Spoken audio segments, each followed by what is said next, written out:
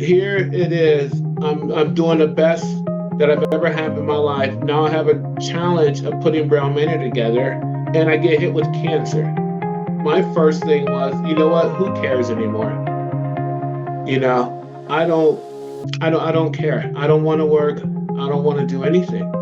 You know, and just going through that. And I remember telling my doctor, it's like, you know what? Just let it grow. Welcome. This show empowers you to confront and overcome addiction with real stories, inspiration, and a host of resources. Our growing community supports, uplifts, and takes action to enable a new way of living. Now, F3 Recovery brings you the Super Sober Podcast. Welcome to Super Sober Podcast number 45. Thanks for tuning in. Appreciate all the comments, questions, and concerns out there. We're going to be doing a follow-up podcast, our first follow-up podcast with an unbelievable guest. You just stay tuned for a minute right here. But first, we're going to get into some awesomeness here. I am just in the set right here. We don't have any other guests except for the one we're remoting in. Just want to let you know I'm your host. My name is Brett C. My sobriety date is 4/21/03. I'm an RN with a BSN. And been helping people with this crazy convoluted disease addiction. Then we're going to introduce our guest, man. How you doing there, Anthony? I'm doing okay. How you doing, Brett? Yeah, good. Go ahead and let us know who you are, your accolade a little bit, and your sobriety date. My name is Anthony B. My sobriety date is March 29th, 1999. I am a public health nurse. I'm a nurse practitioner, RN, focused mainly on addiction and mental health. And I'm just glad to be here. That's amazing. Yes, we are coming in really quick here with some good hard-hitting stuff. So just stay tuned for this one. But don't forget, we're here at the podcast place in Long Beach, California, with the best at the business right here with our producer, Solomon. Go ahead and give yourself a shout out there, sir. Hey, everyone. How you doing? Solomon also produces Anthony B's podcast, which is Cares Everywhere. So if you haven't checked out his platform with all that, we're going to be getting into that a little bit later. But of course, at the start of every Super Sober podcast, we're going to shout out some rad sobriety dates and some milestones. We got Daniel A. with 6 years. We got Mariana with 6 years. We got James S. with 9 years. We got our host, right? Our guest, Anthony B., who just took 27 years. And then we got Johnny F., also one of our bros that has been on the podcast, number 24, with Fun in Sobriety, with 37 years. Let's go. Oh, man. Shout out to the Daniel A. Saw him take his 6 years, and all of his brothers and everything are in sobriety.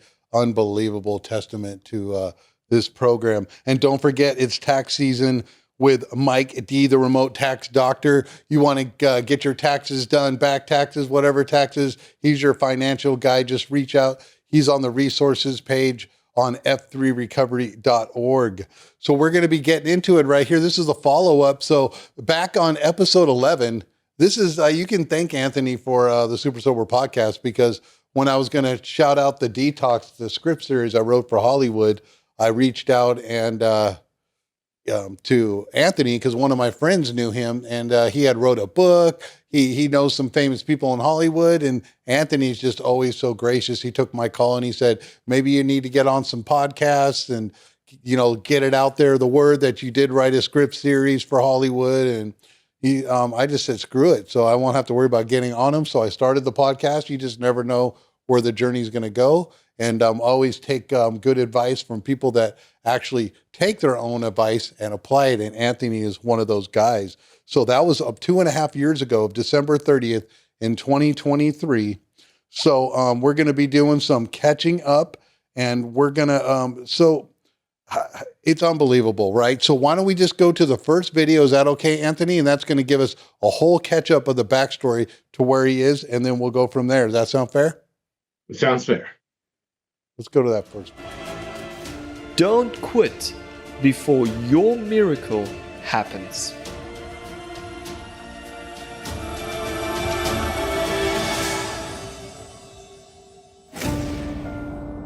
Addiction, alcoholism, separation, racism, gang violence, abuse. These were just some of the things that faced me as a 10-year-old boy. Beating so bad that they left welts on my body for days. Witnessing my mother's violent boyfriend. Coming home to find my mom in a puddle of blood, shot in the head. Things were different after that. I was different. I had a hole that developed in my soul. A soul sickness that I couldn't escape. Physically, psychologically, emotionally, and spiritually bankrupt. I started running, and I didn't stop. By now, I was addicted to every kind of drug I could find to fill that hole in my heart. Homeless at 14 years old, I walked the streets of Ohio and beyond for over 23 years.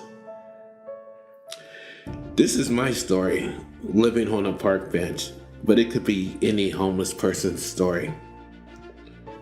Like a never-ending tornado taking everything in its path, until one day God intervened through one person. One person believed in me for the first time. One person made a difference in my life and offered me a way out. I have lived through trauma and discovered resiliency. I have lived through addiction and found recovery.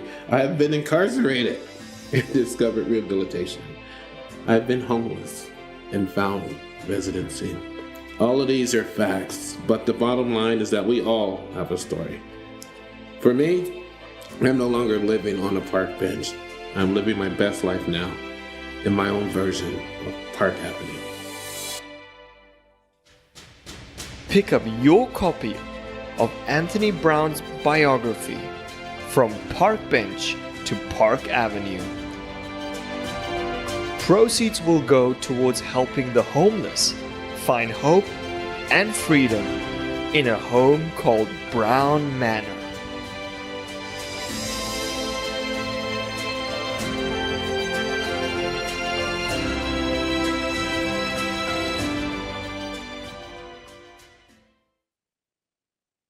Such a great video. I was showing someone that video the other day of the old podcast when it was me, you, and our other co-host Rich. We're all RNs that came from gnarly addiction pasts and kept going, and it's unbelievable, the story of transformation.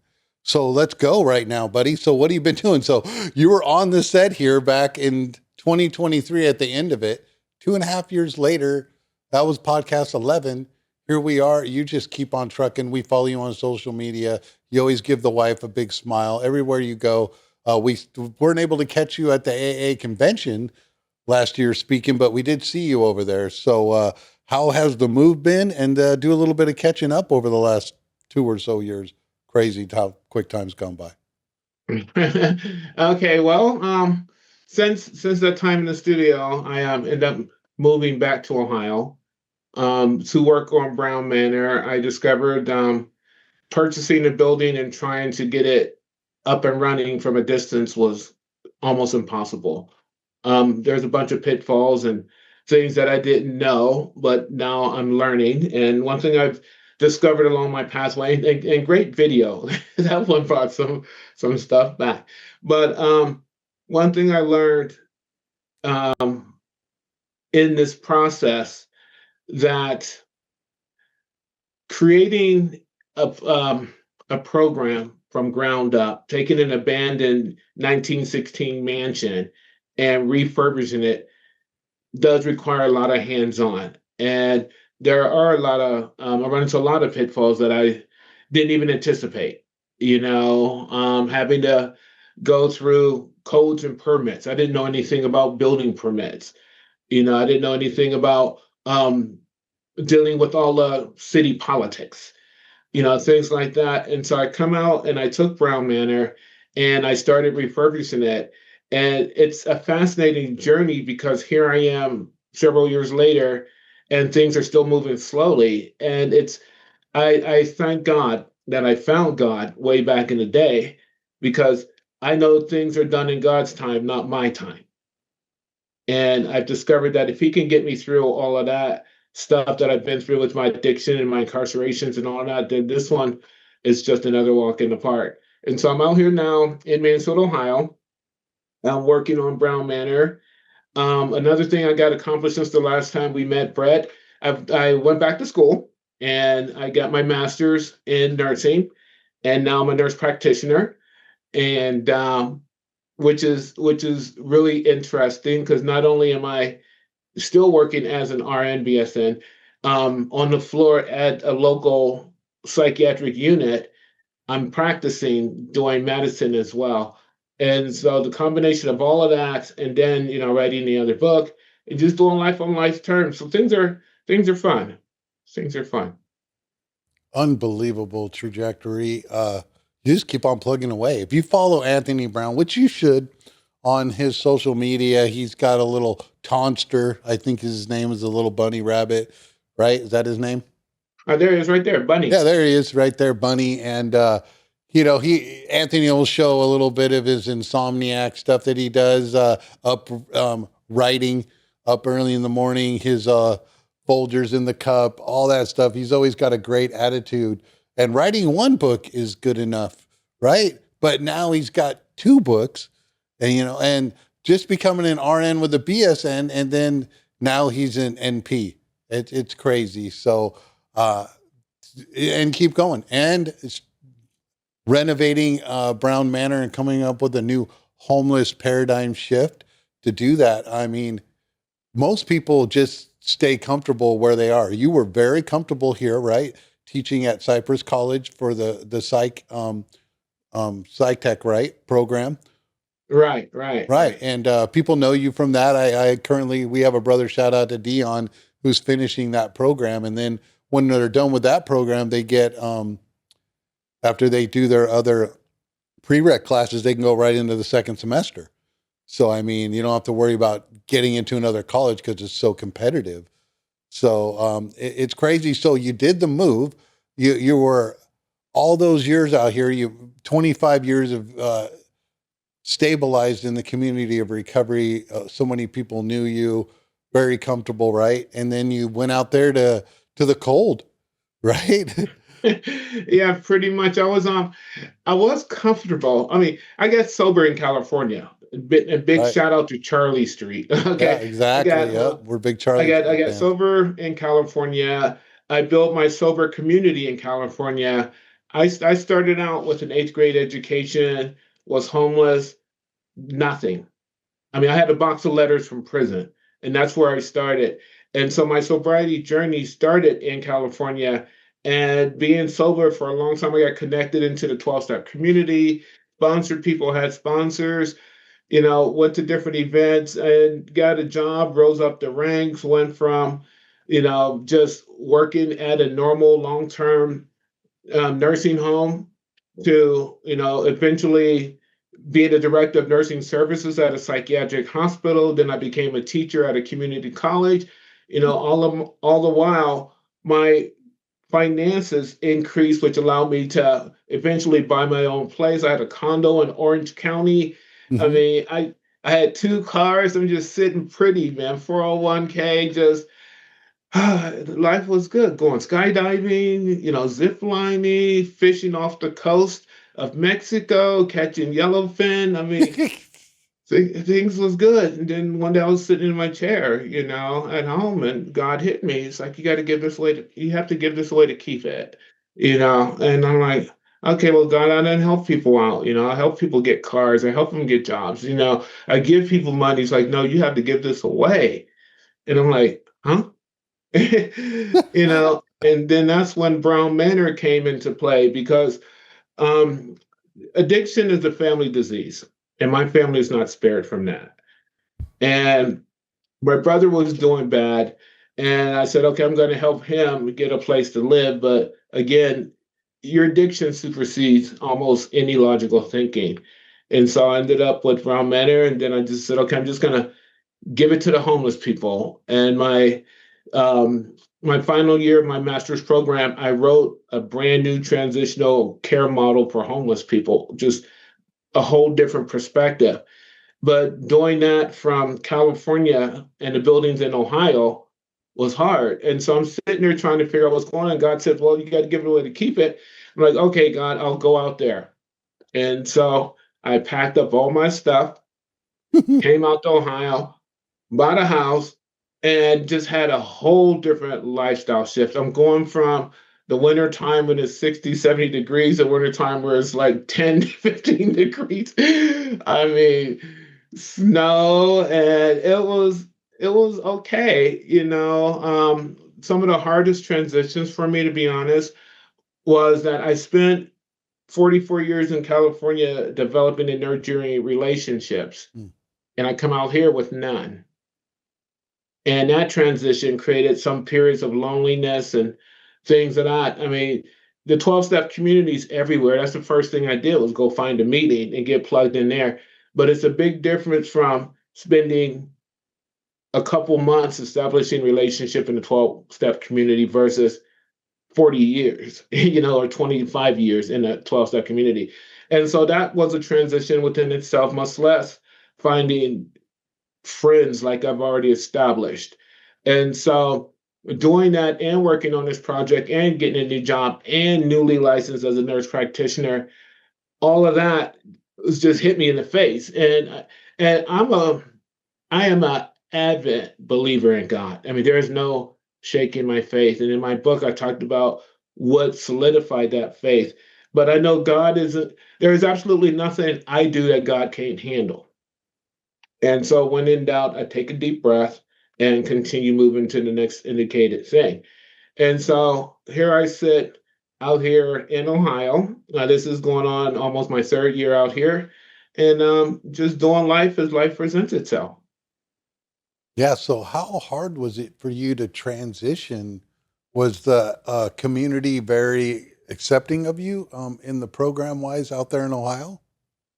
In the program wise, yes, because we all do the same thing in a 12-step program. What we do in the 12-step programs in California is the same we do in Ohio. We drink coffee, we talk about the steps, and we work towards getting better. The meetings are different in California, I guess, because I live in a very small town right now. Mansfield, Ohio is a small town compared to where I come from. And in California, you have, different Alano clubs all over the place that's open all the time. Out here, a lot of the meetings are done in churches and things like that.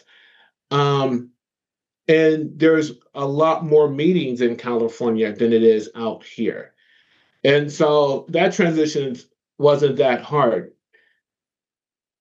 Life itself is hard because I'm an outsider, per se. And having to navigate that road was complicated. And it still is from time to time. To be honest, it is complicated. But I'm on a mission. I'm surrounded by God. It doesn't matter where I go. Things are gonna be okay. I somewhere in the middle of my journey, I ended up going to school, became a ordained evangelist, and read the Bible a whole bunch. I read the Bible when I was in prison too, but it's a whole different story Yeah. out here. And the people in the Bible went through their struggles. So there's nothing new under the sun. I'm not supposed to struggle. That's just the way life is. But it's a lot easier now that I'm sober and I'm aware and I'm more educated on how to cope with a lot of different things as I encounter. So it's a big difference, but it's doable. That's amazing. So I know that it was a barrier that we wanted to talk about.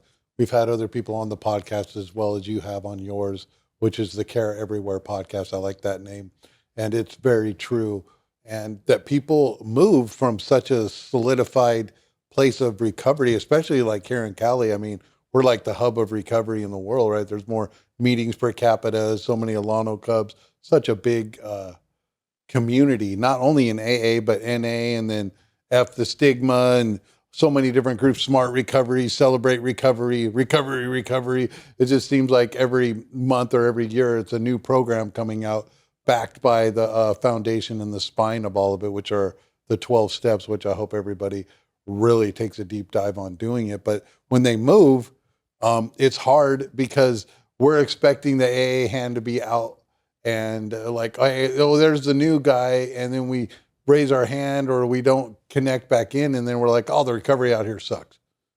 And then it's like, oh man, if you don't see the inspiration, you got to be that inspiration, or you got to really raise your hand and let people know that you're the new guy in town, and you got to, let people know where you're at. And sometimes that doesn't go too well, and people kind of falter and end up relapsing over this kind of stuff, right? You've seen it before.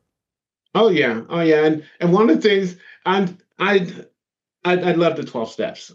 For me, I eat, sleep, and breathe those principles, and I practice them in all my affairs. And it's really fascinating because when I come here, like in California AA, after somebody shares, people clap. I know that's a Out big here, transition difference. Yeah. yeah, they don't clap out here. And when I first went to my first meeting, somebody shared. I'm like, and like everybody looked at me. I'm like, okay. And it took a little while for me to adjust to that. I mean, I literally had to sit on my hands because it had become such an automated response to me. I was conditioned that way. Now it's a little different. Another thing is that I know in California, they'll announce, is there anybody from, out of state or new to the program? Then you get to raise your hand and go, yeah, I'm Anthony from blah, blah, blah. They don't do that here. And so when they ask, is there anybody their first time at the meeting, I raised my hand and they said, welcome. And people thought I was a newcomer. Right. I'm sitting with like at that time 24 years of sobriety. I'm like, Right. okay. But then as I share my experience, strength, and hope, people can see it. And I realized one of our, I think it's the 11th tradition where it says a public relations policy is based on attraction rather than promotion. Because people can see the program in action and they saw it in me. And so I got welcomed in, as someone who had something to offer that people were willing to go to any length to get. That's awesome. What city in Ohio are you in now? I'm in Mansfield, Ohio. It's a small town. It's in between Columbus and Cleveland. Okay. How far are you from Akron? I'm not that far. Probably take me 45-minute drive. And they have Founders Day here, which is great. Oh, that's right. And I went last year, and they have a thing where you can purchase a packet because it's like a 2.5-day celebration. Oh, that's amazing. And you purchase a packet. You get to rent a room at Akron University, like a dorm, and then you just walk across the street to all the different meetings and events and things like that. It was cool. One of my memorable moments, because I'm going again this year, but one of my memorable moments was a play that they did called Snow White and the Seven Character Defects. That must have been amazing. It was cool. It was so cool. And you get to meet people from all over the world. Oh, amazing. We got to go out there one of these days and check it out. Oh, definitely. I mean, at any given point in time, you can go to Dr. Bob's house. Yeah. Just cruise right on in there. That's so cool. I hear about all the good stories and stuff like that. Mm-hmm. People going there and you can see it, and they kept it the same way it was when he lived there and try to encapsulate that. And now the program owns that house, right? Yeah, I think so. I think so. I think they bought It's it all up, and which was amazing use of money. I would be like, yeah, let's go GSR. Come on, let's buy his house and encapsulate all that. So. Oh, absolutely, absolutely. And there's I back in the day they had the Mayflower Hotel where Bill was on the phone and he could hear the music coming from the bar and he made the phone calls and they connected him to Dr. Bob. That's closed now, but I had the opportunity of going in there before it closed. And I have a picture somewhere of me standing there with that phone in my hand. Oh, that's great. The call that saved the a million lives, right? Yeah, exactly. So stuff like that is cool. That's amazing. Yeah, that you could go over there like that. And it happens to be that God calls you back from right there. And then that was the beginning of all of it in Akron, such meager beginnings and such a lot of trials and tribulations. It kind of just takes me back to what you're going through. Even though you have 24 years of sobriety, people just don't seem to get that. Even myself included, my wife and so many of us, when we start back over, but we're not really starting over, as you alluded to. It's just amazing how we can just reinvent and keep going and starting over, even though when we're super comfortable. Someone was telling me the other day, I was talking to one of my sponsees, you could be on vacation right now. You don't have to be sitting there talking to me and taking me through the steps and doing all that. And I really appreciate it. And, but we've been working really hard on doing things in the background too. We get this opportunity to keep on going and keep on showing up and being the best we can. And you're just an unbelievable example of doing that. And so how many meetings do you go to a week out there, do you think? Probably, if I get the opportunity, maybe 2 or 3. That's amazing. Because I work a lot, but I do any gap in time that I have, I go to a meeting. And there are meetings available every day. And if I don't get out to a meeting, then I can always go online and find a meeting. There is no excuse for me not going to a meeting, and because I know better. I haven't got to the point where I've gotten really squirrely, but I do like calling my sponsor and harassing him. That makes me feel good. That's amazing. You still got a sponsor and everything too, huh? Oh yeah, That's definitely. amazing. I haven't had a sponsor in a while. So my third one passed away like about 3 years ago. Shout out to him, Ricky T. But so we're halfway through the podcast. We're going to go to our sponsor, and that's His House New Creation. Just want to let you know they're doing big things out there. If you need any help at all, you just call this number 877-345-4138. And that number again is 877-345-4138. That's His House New Creation. We'll be right back.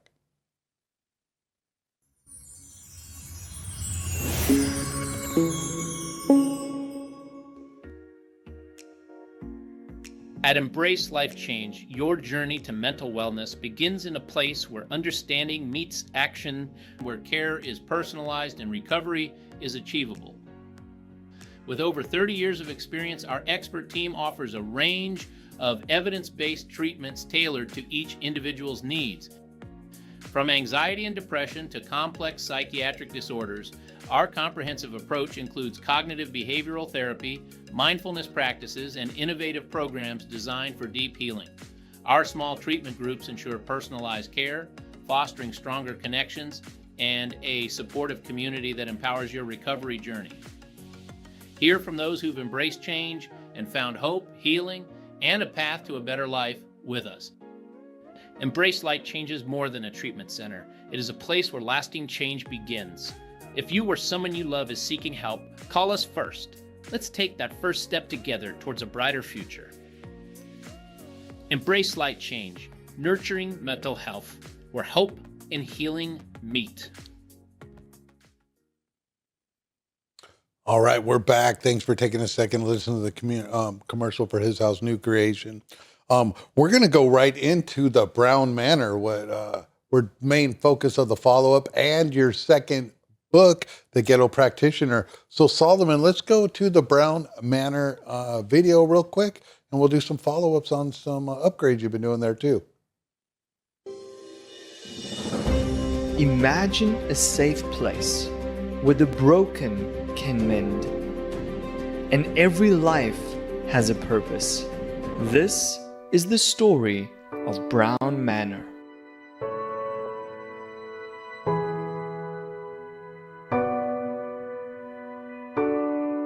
Disheveled, dirty, desperate, and different.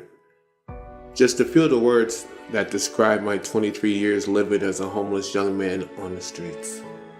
A product of alcoholism, beatings, separations, racism, and abuse. These led me down a dark path of addiction and incarceration. Somehow, through the stench and desperation, I found God. Someone had thrown away a Bible in a trash can, and the pages were covered with food and fluids. I painstakingly peeled each page apart to clean and dry each of them, similar to what God was doing in my own life. I found hope, I found peace, I found a new way to live, and yes, even forgive. I was broken, but broken people can mend. I was given a fresh start, a new beginning. I started a new journey of recovery, and soon I was free.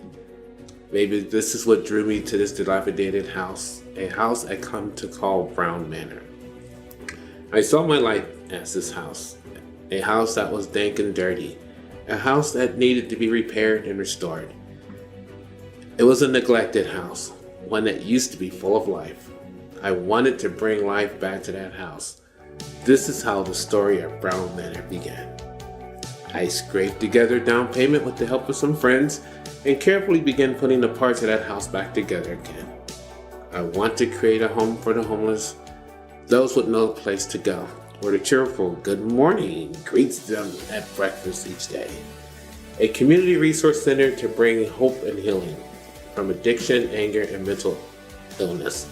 This is Brown Manor, a place where physical, mental, emotional, and spiritual healing is possible. An oasis for people who are weary and want to give up. And so, Brown Manor is under construction, but I need your help to make this dream possible. We are looking for people who want to make a difference and donate to build this home for the homeless. I've also written my book in a story called From Park Bench to Park Avenue. The proceeds will go towards getting Brown Manor ready for the community. If my pain can be used to change even one way, then I willingly use my experience to lift up another. At Brown Manor, we believe it's a hand up, not a handout. Amazing. I love the videos. They did such a good job for you right there. And so how is Brown Manor going now? I mean, how far are you away? How far have you come? It seems like, yeah. Brown Manor, it looks completely different than what you shown. The place was abandoned. It was abandoned for 5 years. The building itself was built in 1916, and when I first physically walked into that building, I walked in a side door, and the very first thing I seen was a dried bat hanging off the light. I mean, it's been there for so long it dried.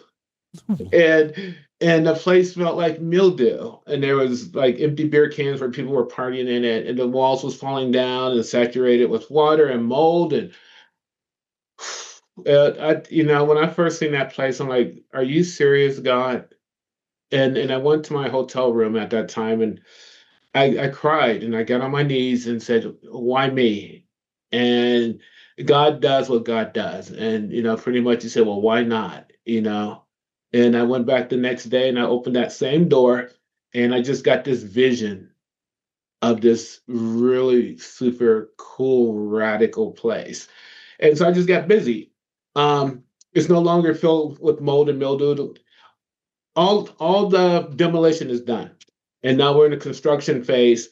I discovered that, again, by trial and error, that pipes that was installed in 1916 wear out after 109 years. And so I had to replace the whole plumbing, which meant I had to get a permit for plumbing. Well, I had to get a plumber, get the permit, and get blueprints and an architect. And all of that cost money. And so we got the plumbing done. Then there was an old furnace in there. I had to pay to get the furnace out because it was an old coal furnace, and I had to deal with the asbestos. And finally got that out, and now we have a HVAC unit, supplying the heat and air conditioning in there. The hallway looks completely different. It's refurbished. That one you showed in the entrance. There's probably I would say a 5.5 by 3.5 foot stained glass window that's in the center of that hallway. And that window was pretty much halfway gone. And so I had to go around and collect all the pieces because stained glass is just a bunch of pieces stuck together by lead. And I went and got all the pieces, took it to a stained glass place, paid a lot of money, and got that window restored. And so now I have an original 1916 stained glass window in that hallway. We have a bedroom that's completed. We have a relaxation room for a meditation that's completed. 2 of the bathrooms are completed. We're just now finishing up the living room. All of these small victories mean a lot to me because so far I've been funding all of this. It's been coming out of my pocket. I mean, some people give some donations, but the bulk of it I've been doing. And and I talk to God all the time. God is my best friend. And I talk to him, all the time. And I remember sitting there going, God, why do where am I going to get the money from? Why do I have something so monumental? What am I supposed to do? And God said, well, just use your money. And I'm like, yeah, God, but if I use my money, what am I going to have? And God dropped the hammer and goes, first of all, it's not your money, it's my money. Okay. You're not going to take none of this stuff with you. Okay. You, you never seen a U-Haul trailer connected to a Hertz, but none of this is going with you. So spend it. And I'm like, okay, God, I get it. It's your money, right? But if I spend it, what am I going to have? And God said, look, dude, check this out. Because that's what God does. He's like, check this out. You own your own house you live in. You own your own car. You have a nursing license that's good in 2 states. What else do you want? And I'm like, nothing. Yeah. Well, it's good you have that back and forth conversation when you do have a channel of thy peace and you get down to the brass tacks of it. I'm glad you really went over that. So anybody that's listening, when they start asking and what they hear the voice come through and what we've been through, I mean, it's an unbelievable story of what you're doing and how much money I've put into other products and everything. I remember when I first talked with you, you're all, well, it's going to take money to make money. And you've built this process of, why don't we go to that next last video real quick, Solomon, and we can show just the powder room that you did real quick, how beautiful that is. A lot of people have asked me, what have I done at Brown Manor so far? And as of March 25th, 2025, we have gotten 4 big projects done in this house. Number 1 is what we consider the powder room.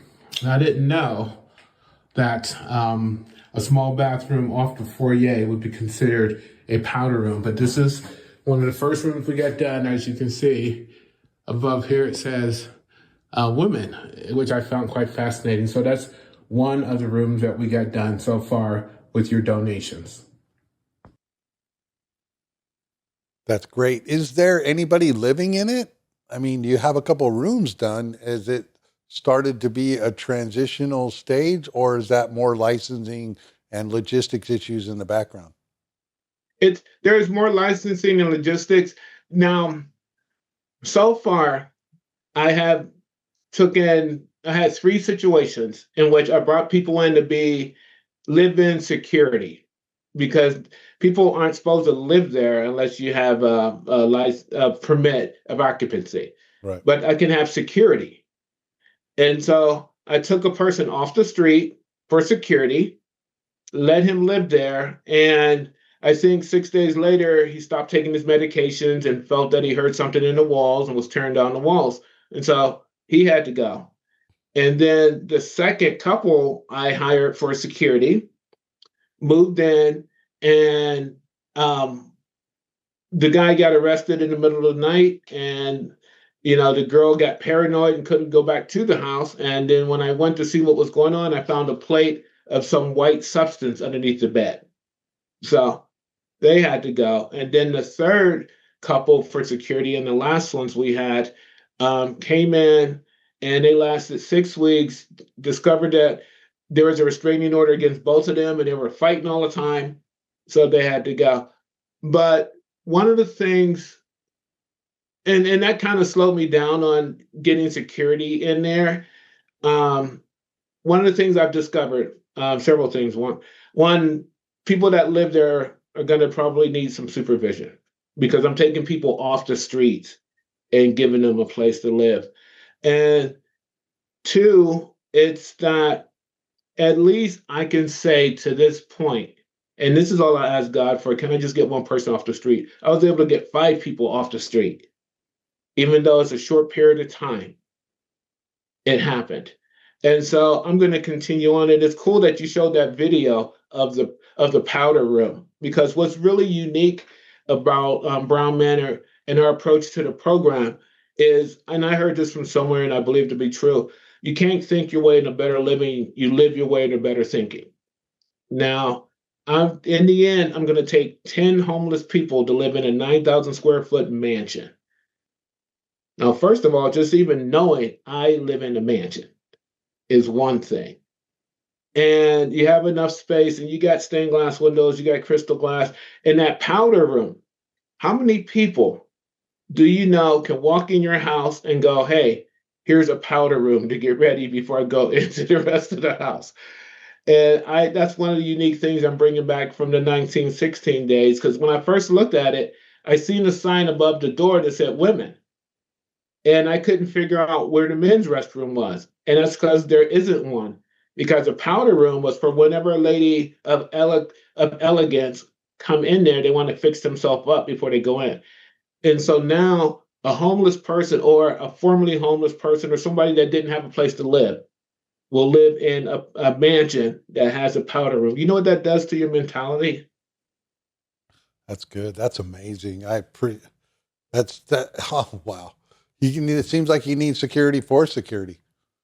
So Yeah, yeah, yeah, still pretty going through much. it. So let's get into the second book you wrote real quick, because we could go on with Brown Manor forever here.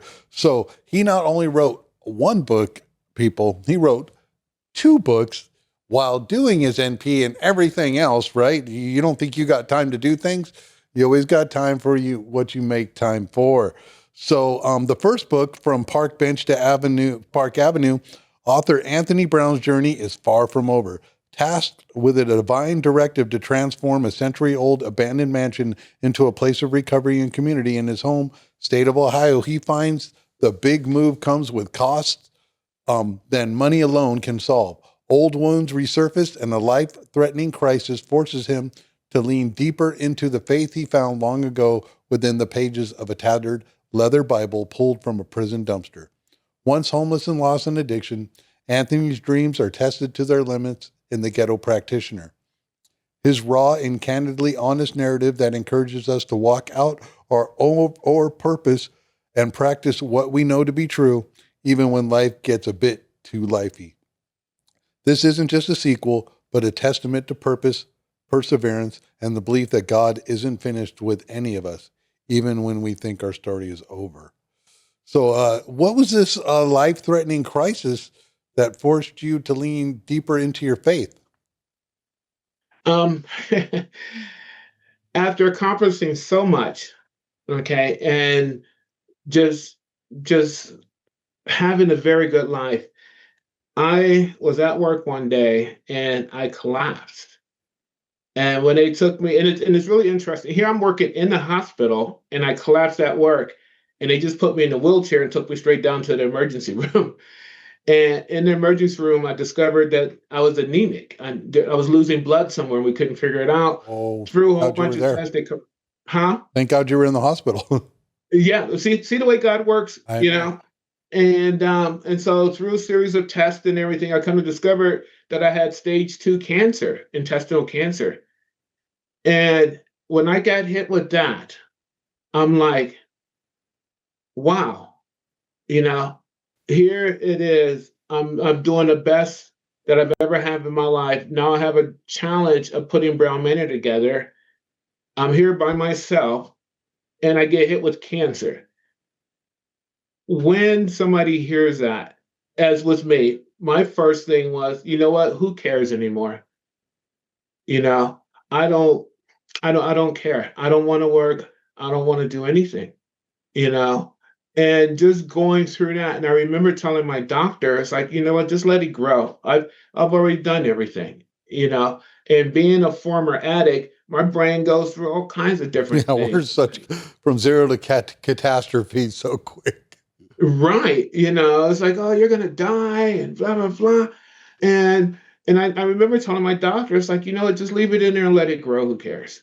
You know? And then I prayed about it. And God said, you know what? Think about it this way, Anthony. You have enough money that you can take time off from work. You're retired. You have a pension.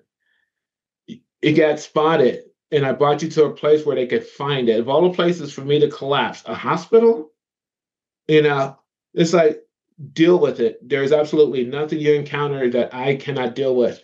And then it hit me. I called my cancer Seymour, Seymour of the Seacom. And once I personalized that cancer, he was just a person that needed to be evicted. And so me and Seymour lived together shortly. I had the operation. I told the doctor I wanted it so I can have it in the jar of formaldehyde. Yeah. My alcoholic brain just does what it does. The doctor wouldn't give it to me, but he did take a picture of it. And it's in that book, The Ghetto Practitioner. And it's really fascinating. The reason why I call it The Ghetto Practitioner, because there's a lot of things when it comes to practicing faith that sometimes we're not good at. A lot of times people think, oh, that book's about, somebody from the ghetto practicing nursing. Yeah, kind of. But the true thing about that is a person who gets hit with a devastating illness sometimes isn't good at saying, God, you got this. There's a lot of tears. There's a lot of fears. There's a lot of praying. I mean, I'm by myself. No one. And I get hit with this diagnosis. I didn't even tell nobody I had it. And I went through surgery. And I told a couple of people, I told Dr. Drew I had it and, a few close people. But I went through surgery. I got out of surgery. There wasn't nobody here to pick me up to bring me home. There wasn't nobody to help me with aftercare. But hey, I'm a nurse practitioner. I did my own aftercare. I did my own wound care. And God, and it's funny because hindsight is 2020. How did God allow me to be a nurse practitioner with the resources to take time off from work, have the skills and knowledge to do my own treatment and to deal with this psychologically and not drink and use because I'm in the program? Wow. These And stories kind of shaping up like Job's almost. The yeah, vibes, I and mean, all these trials and tribulations, but what a better testament of story, still going through it, still doing it and surviving, but not just surviving, but sort of thriving is what I would like to call it, sort of thrival, you're not on the other side, not thriving. I mean, look at you, you're happy, you're joyous, you're free, still moving forward, still working on school, got a degree in divinity, wrote 2 books. People don't even do a quarter of what you've done in a lifetime in transformation and change. So, I mean, what's another stage 2 cancer? You caught it early. You probably, they did a little bit of cutting, threw out a little bit of your large or small intestine, did a little bit of radiation on you, and now you're good to go, right? How many years have you been cancer free, or how long ago was the surgery? the surgery was coming up on 2 years. Then I had 6 months of chemo, which was kind of fun. Um, Ooh-wee. yeah, and chemo, my first thing, when my doctor told me we're going to do surgery, I'm like, am I going to walk around with a colostomy bag? Mm. Get into that whole body dysmorphic thing. And he's like, nah, okay. So he did the surgery, put me on chemo, and, I read everything about chemo, and it's like, okay, yeah, you're going to have these side effects, blah, blah, blah. They were minimal, you know. And one of the funniest things is when you're on, at least for me, when you're on chemo, the skin on your hands and your feet peel. And so I looked at that and go, well, I'm going to turn into some sort of lizard, man. The sloughing of the skin. Right, but I got through chemo, and actually coming up on the 16th, right before I come to California, I have another CT scan. But my last one last year, everything was clear, everything was clean, and that's cool. And I got a book out of it, which Amazing. which reminds me, and I have to get this to you. In the middle of that, my little bunny wrote a book. Okay. Okay. The little alter ego, right? He's yeah, and that's what got me through it. I laughed through that. I laughed through the whole thing, and he wrote a fiction book called what is this book called? It's my world now, so deal with it. And great. that turned into my emotional support animal, and it was me, Bunny, and God. And we walked through this. And then afterwards, it's like, okay, now that it's over, I went back to work, and, here I am just living the dream, being an example, because I discovered life only lasts a lifetime. That's it. Um, one thing, one thing that's a guarantee beyond a shadow of a doubt, one day this human body is going to expire. That's a given. It's going to happen. you know. And as we go through life, why not find ways to be as comfortable as we can as we navigate it until that expiration date? And so, yeah, cancer, okay, old houses to refurbish, okay, helping homeless people, okay, being an addict, okay, okay, because I get the opportunity, and it's a blessing to experience, what it's like to be a human being on all levels, Yeah. psychological, emotional, spiritual, physical. I love it all. It's good stuff, man. And plus, when I was younger, I didn't think I was gonna make it to 16. Amen on that one for sure. And then now we're doing all this. Unbelievable, unbelievable. Man, and you do a podcast too. Just on the side, and you're always getting called to do speaking events. And are you coming out to the AA convention here in California to speak in I May? spoke. I spoke last year. This year, I have a workshop. I'm going to do steps 10, 11, and 12. Uh, and I look forward to that. There's a couple of people that want me to come to do some shows, some of their podcasts while I'm out there. There's a movie script that's floating around there that we're letting people know about, and it's called The Ghetto Practitioner. And That would be a great movie. yeah, I look Let's I go. look forward to it. I can't wait to sit down and discuss it with you and get your thoughts about it and things of that nature. And so I'm just loving it, loving it. The funny thing, Brett, I come to realize that from where I come from, I'm to a point where I'm actually retired. I have a pension. I have insurance. I can just rest on my laurels and not do anything, but that's not what I think God wants me to do. He wants me to be maximum service to all the people that I encounter, and not just by my words and my actions, but by my deeds as well. And so always look out. And I appreciate the fact that you invited me back to your podcast so we can play catch up. Because Absolutely. Oh yeah, you that's know, it's all in the chamber. We've been working so hard on other aspects, and there's going to be more follow up. We're going to be keeping connected. We have other ideas, and amongst a million of them back here at F3 Recovery, Super Sober Podcast, other businesses being started, people to help. You've always been one of the people we wanted to help, like an adopt a room that you do. Anybody listening can help. Donate money, be a write-off, help Anthony at Brown Manor, adopt a room, help him get some things done. I mean, what a story of transformation. And when it gets kicking off, I mean, to help people. So we're at the end of Super Sober Podcast number 45. I want to thank you again for coming on, Anthony, and we will be following up with each other.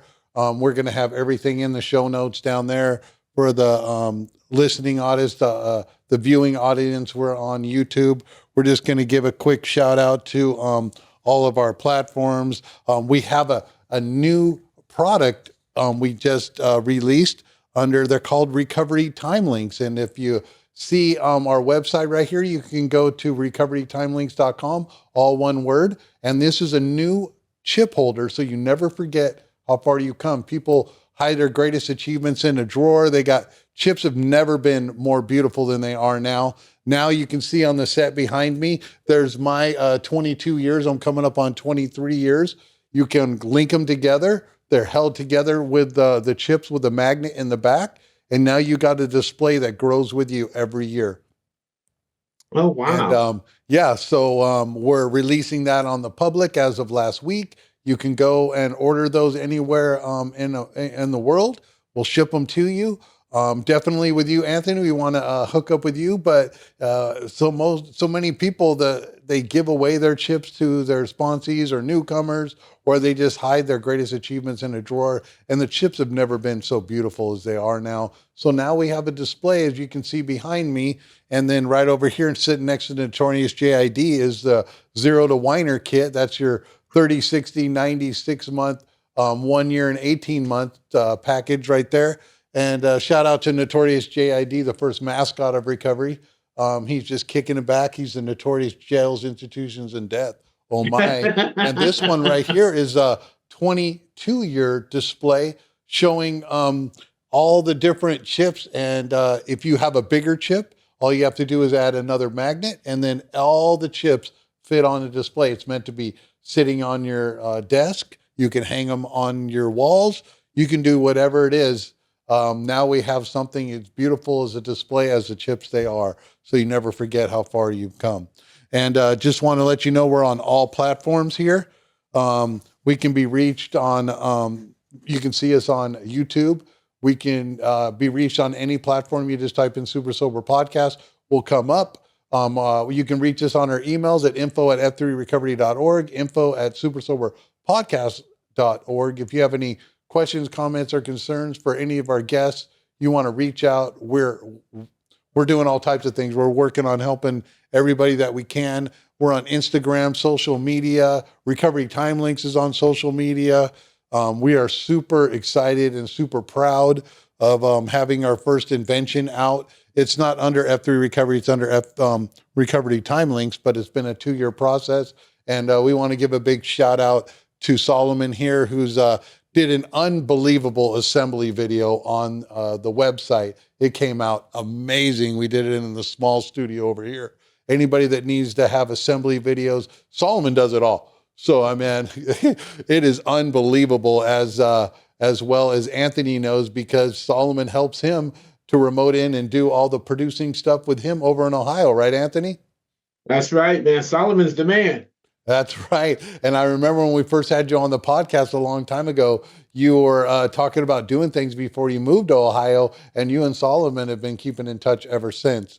So I just want to give out another heartfelt welcome to everything that you do. And even though we don't keep in touch as much, we are following you, we are watching, and we have hopefully some big plans, and maybe things go well with the Recovery Time Links and some of the other things that we're doing.